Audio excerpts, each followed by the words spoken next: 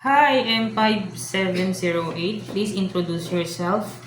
Yes, I am Jerlyn Atit. I am 27 years old, single parent. I have two children, age 7 and 3 years old. They are both girls. I have five siblings and I am the second child in the family. Your religion I am a Roman and Catholic. your highest educational I attainment. am a college level. Of what course? I took a Bachelor of Elementary Education. Okay.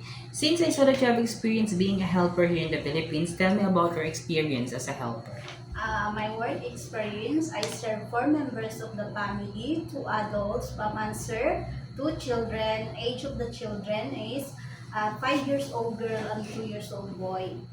Okay. And other household chores that you do? My main duties are do household works like cooking, cleaning, laundry, washing dishes, marketing and car washing, and also taking care of the kids. Okay. How many car do you car wash? One car only. Okay, one car only.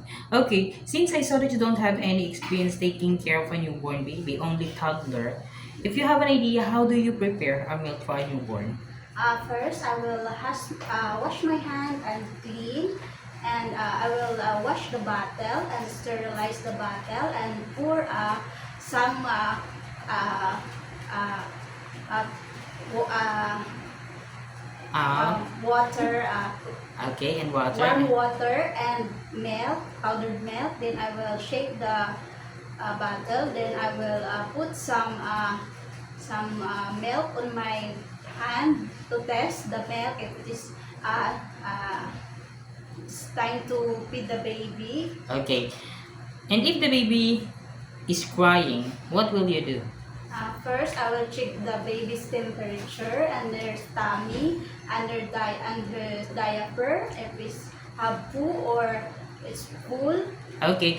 And if the baby doesn't stop to cry after you check the temperature and also you feed the baby, maybe the baby is hungry, and also change the diaper, everything that you have done to the baby to make it stop to cry doesn't work, what will you do? First, I will call my employer to tell them that the baby is not the baby is not stop crying, so that they will tell me what I'm going to do. Okay, that's the right thing you should do because maybe only the parents know how to make the baby stop to cry.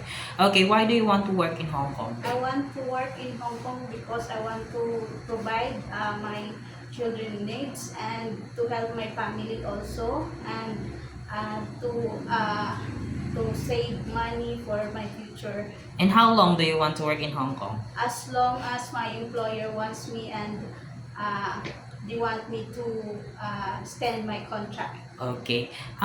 What will you do if there is someone outside the house of your employer telling that they were a visitor and asked you to go inside of the house and your employer doesn't at home that day? What will you do? First, I will call my employer to tell them that if there are unexpected person in their house to And if come. they said that they don't have any expecting visitors that day, what will you do?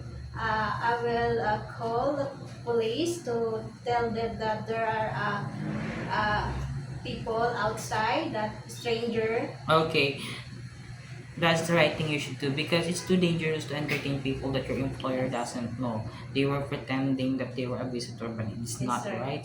Okay. Do you have any idea how to prepare Chinese food?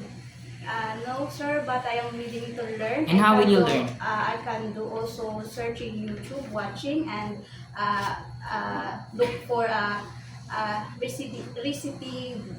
Okay. And also, if your madam and sir have a time to prepare foods for themselves, you can also help them how to they Yes. prepare so that you can learn, right? Okay. It is okay to you to eat the food that the employer provides. Yes, sir. It is okay to you to share room with kids. Yes, sir. How about taking care of pets? Yes, sir. How about taking care of elderly? Yes, sir. It is okay to you to work on Sunday or in a holiday setup by your employer. Yes, sir. It's okay with me. Okay. If one of your employer's family don't know how to speak English, it is okay to you to learn Cantonese? Yes, well, I'm willing to learn.